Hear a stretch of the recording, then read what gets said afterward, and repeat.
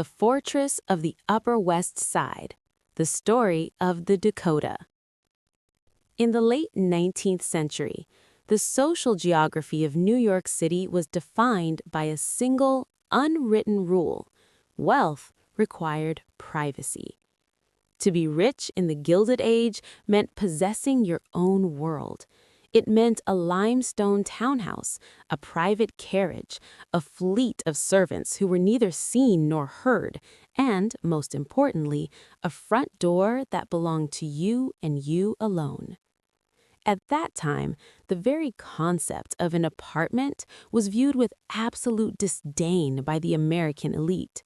Shared living was associated with the cramped, disease-ridden tenements of the Lower East Side, where immigrants and the working class lived stacked on top of one another.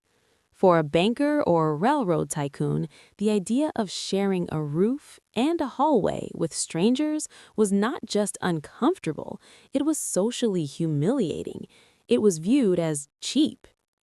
Yet, in 1880, a massive stone structure began to rise from the mud of the Upper West Side, defying every convention of the era. It looked nothing like a home. With its heavy masonry walls, steep gables, and deep shadowy archways, it looked like a fortress plucked from medieval Europe and dropped into the American wilderness.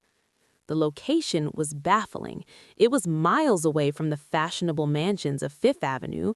It stood surrounded by shanties, open fields, and grazing goats. New York society watched the construction with a mixture of amusement and pity. They dubbed the project Clark's Folly, convinced that the man behind it was throwing his fortune into a muddy pit. They were wrong. That building was the Dakota, and it was about to change how the American elite lived forever. Chapter 1. The Fortune Built on Needle and Thread. To understand the building, you must understand the money that built it. The fortune behind the Dakota did not come from old Dutch lineage or inherited land. It came from a machine that revolutionized the world, the sewing machine. The story begins with an unlikely partnership between two men who were polar opposites. On one side was Isaac Merritt Singer, a brilliant genius but a reckless man, with a messy personal life that included multiple families, dozens of children, and endless scandals. On the other side was Edward Clark, a disciplined, mild-mannered lawyer who believed in contracts, order, and silence. While Singer provided the mechanical brilliance, it was Clark who built the empire. Clark invented the installment plan, the radical idea of allowing families to buy expensive sewing machines through small monthly payments. This innovation didn't just sell machines, it printed money. The Singer Manufacturing Company became a global titan, making both men incredibly wealthy. By the late 1870s, Isaac Singer was dead, leaving behind a legacy of scandal and millions of dollars. Edward Clark, now in control of the fortune, was an old man looking for a final challenge. He turned his eyes toward real estate, armed with a vision that no one else in New York could see. Chapter 2. A Palace in the Wilderness. Edward Clark was a man of the world. He had traveled extensively through Paris, London, and Vienna. In those European capitals, he saw that aristocrats lived comfortably in grand apartment houses. He saw efficiency where Americans saw shame. Clark realized that the traditional New York townhouse was actually a burden. It was a logistical nightmare that required managing coal deliveries, fixing leaking roofs, and overseeing a large staff of servants. Clark wagered that the wealthy would happily trade the headaches of home ownership for the ease of apartment living, provided the building was grand enough to soothe their egos.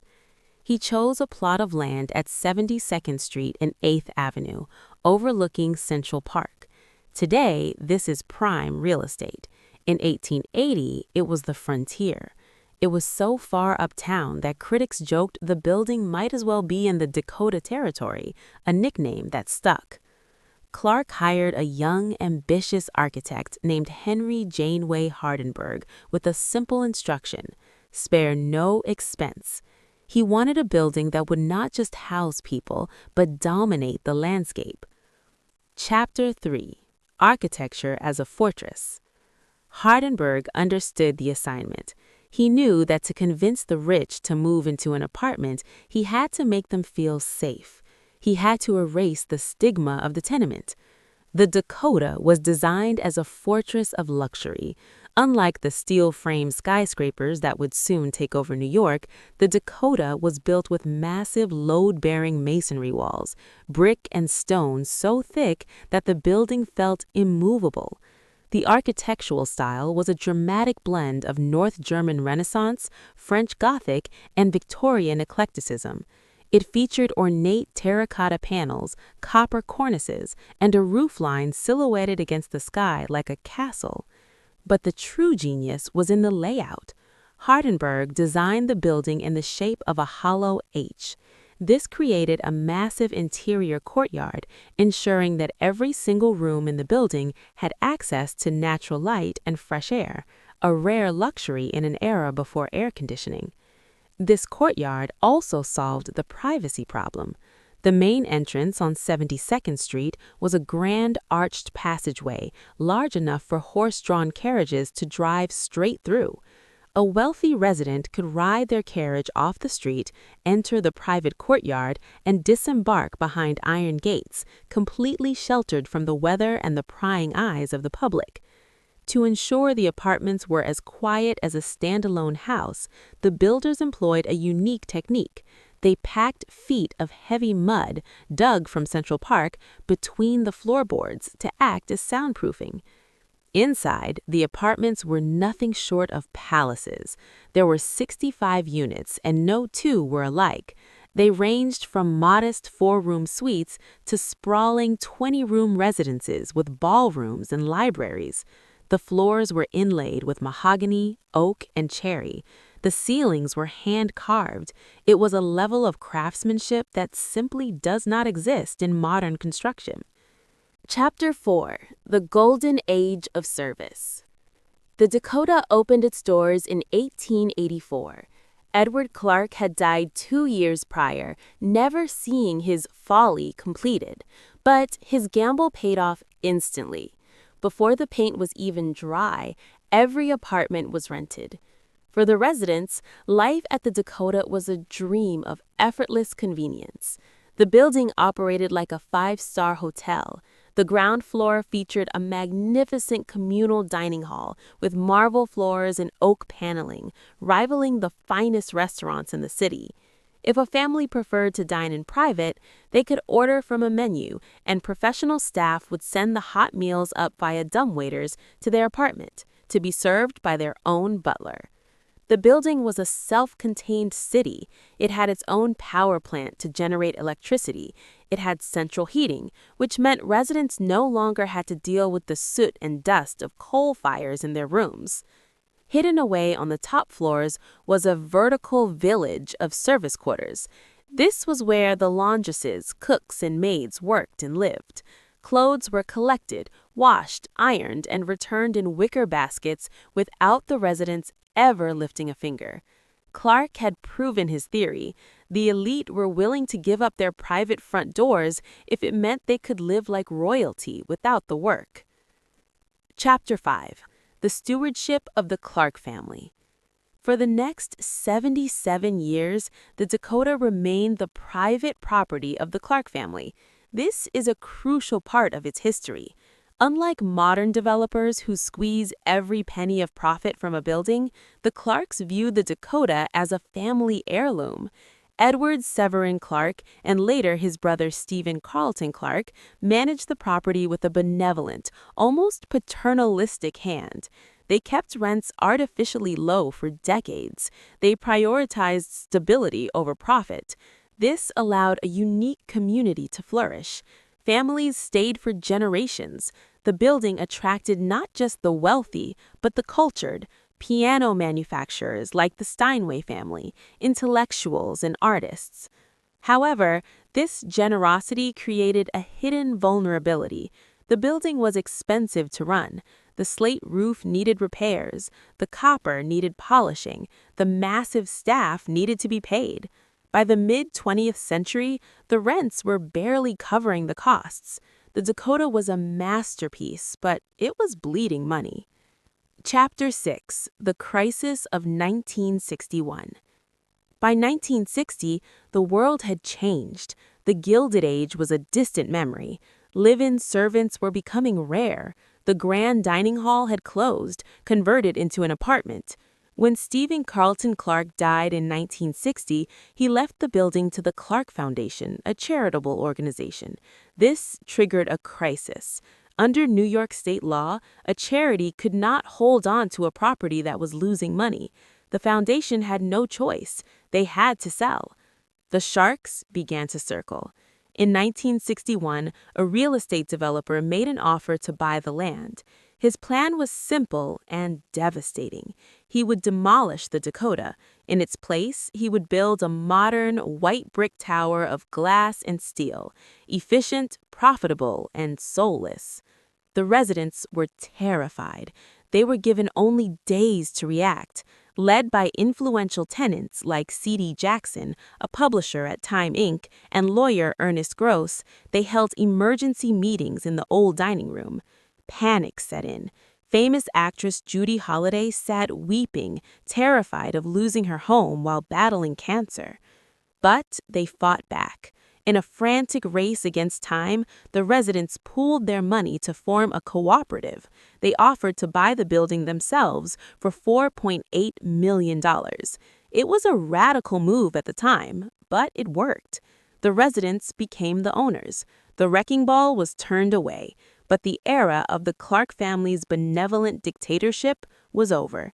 The Dakota had entered the modern age. Chapter 7: From Aristocracy to Counterculture. In the late 1960s, the Dakota underwent a cultural transformation. It shifted from being a bastion of old money to a symbol of cool. This shift was cemented by Hollywood. In 1968, director Roman Polanski chose the Dakota as the setting for his psychological horror masterpiece, Rosemary's Baby. While the interiors were filmed on a soundstage in California, the exterior shots, the looming gargoyles, the gas lamps, the shadowy archway were real. The movie changed how the world saw the building. It was no longer just a fortress. It was a Gothic mystery. It was beautiful, but slightly ominous. This new mystique attracted a wave of creative heavyweights. The building became a magnet for the stars. Leonard Bernstein, the legendary composer, moved in. So did actress Lauren Bacall and horror icon Boris Karloff. The hallways that once hosted silent Victorian bankers now echoed with the sounds of pianos and rehearsals. Chapter 8: John Lennon and the Tragedy at the Archway. The most famous chapter in the building's history began in 1973, when a British musician and his artist wife came looking for a home. John Lennon and Yoko Ono were drawn to the Dakota for the same reason Edward Clark built it: privacy. John Lennon fell in love with the building. The heavy woodwork reminded him of the old homes in Liverpool.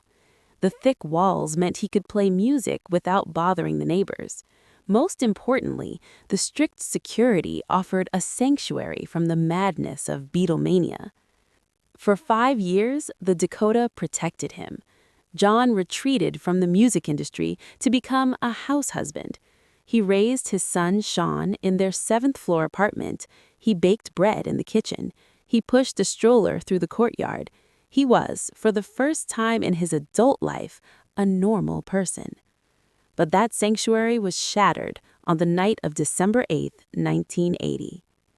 Returning from a recording session, John and Yoko stepped out of their limousine at the 72nd Street entrance. They walked toward the archway, the same archway designed to shield residents from the world.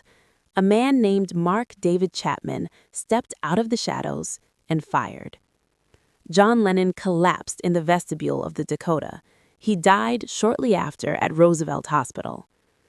The assassination turned the Dakota into a global shrine. Crowds gathered outside the gates, singing Imagine through tears. Years later, Yoko Ono established Strawberry Fields, a mosaic memorial in Central Park directly across from the building. To this day, you can look out from the windows of the Dakota and see the pilgrims gathering there. Today, more than 140 years after construction began, the Dakota still stands as a guardian of the Upper West Side. It is one of the most exclusive and difficult cooperatives to enter in New York City. The board is legendary for its strict standards, famously rejecting billionaires and pop stars who they feel lack the proper decorum.